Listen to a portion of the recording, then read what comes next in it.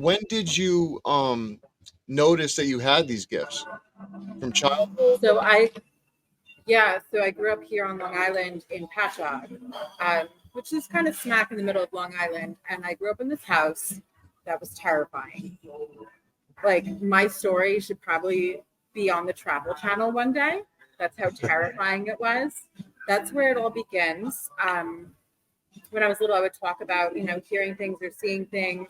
But since I was a little girl, they would take my hand and they would just kind of start writing.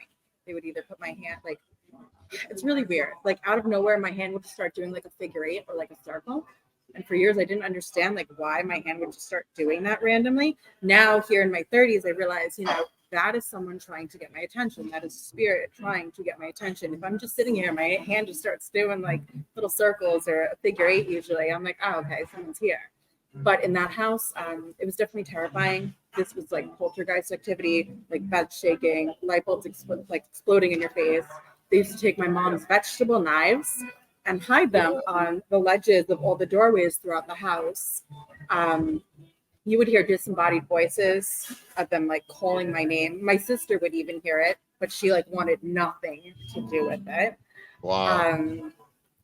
It was really interesting. And I would talk about all the time about the house next door and how I would see all these dead soldiers and also a woman.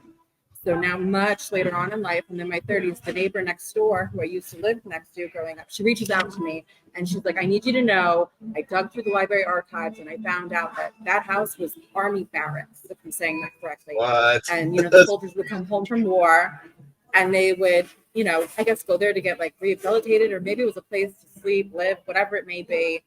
But eventually a couple buys this home and they push it together and they turn it into a house. The owner of the house, he goes absolutely mad and insane and murders his wife in the living room. And I used to speak about seeing her as well. Oh, wow. So everyone thought I was nuts. No, everyone disregarded it as I was a kid, But now, like, that to me was mind-blowing. It validated, at least that part of the story. Talking with the source.